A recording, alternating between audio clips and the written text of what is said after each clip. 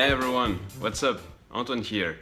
So welcome to another Retro Gaming Books video, and today I'm finally talking about Game Over. So I'm doing the long overdue review of this fantastic book, and I'm going to tell you why you should read it, especially if you want to write your own video game history book.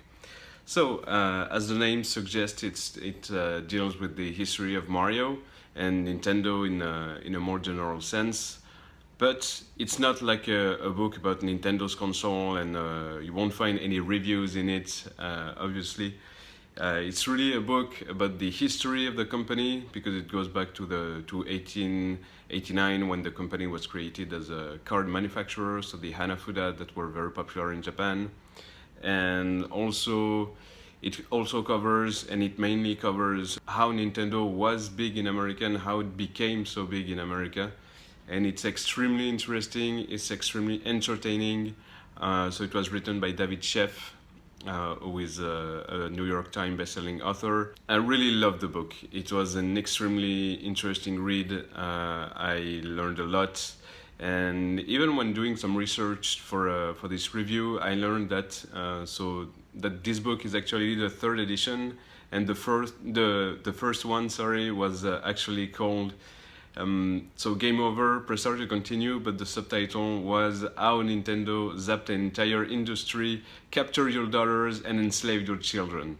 Because, and we need to keep that in mind, when Nintendo was really big in the late 80s, when it revived the actual video game industry, when after Atari almost died and almost killing the entire video game industry in the process, bringing in its descent companies such as Coleco and Mattel, or actually Mattel Electronics. It almost became a problem for people in America, because Nintendo was really big, and Nintendo of America especially. At one point, Nintendo of America, this is something I learned from the book, obviously.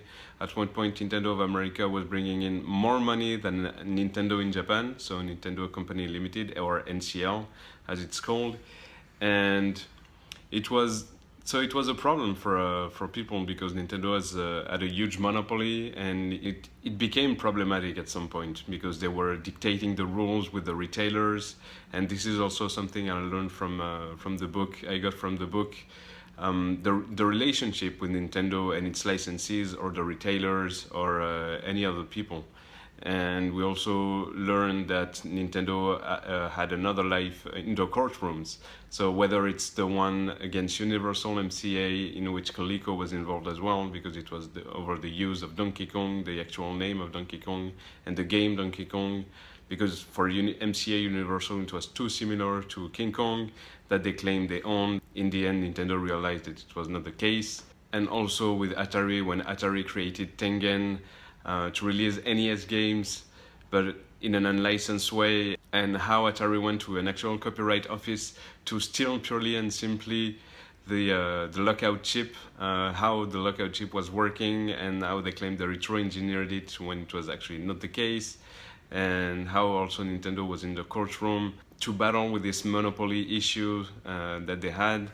And so there is a lot of stuff. And as the first version of the book was released in 1993, the story doesn't go much further. So we learned that Nintendo almost went into this multimedia fad that everyone was talking about in the early 90s, and how it had to play catch up actually with Sega, who released the Genesis Mega Drive in 1988. So the first big 16-bit console. And how Nintendo had to catch up later on in 1990 and 1991 in the Western world with the Super NES, or Super Famicom in Japan. So it's a lot of different stories. So it's not just only about Nintendo.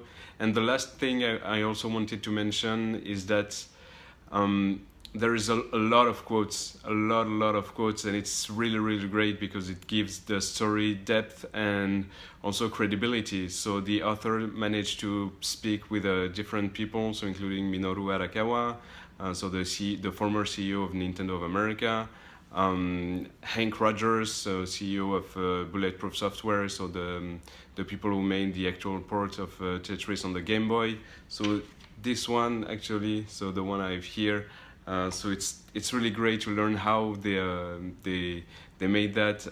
Also Alexei Pajitnov, the creator of Tetris, but also many different people for the courtroom battles, or also Howard Lincoln, so the former lawyer of Nintendo who ended up becoming a VP of Nintendo of America. Actually, the person who chose to stand up against Universal and MCA during the Donkey Kong King Kong battle. So it's a lot of knowledge, and if you plan to write your own video game book, this should be your first stop. Really, it's incredible. You will learn a lot.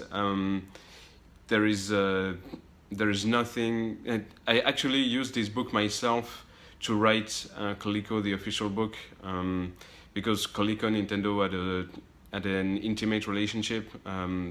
Because Coleco was actually the first company to license Donkey Kong to have it released on a home console. And so there is also the story of how Coleco actually got the license for Donkey Kong and to be able to use it with the ColecoVision. So it's fantastic. I really loved it. I read it from page 1 to the end, and the only bad thing I would mention about this book is that they added 2 extra chapters, so written by Andy Eddy, and they're really not that good, because this 3rd edition was released in 1999, and that's too bad, because the book in itself is fantastic, and then you read the 2 extra chapters and it's just like poorly written.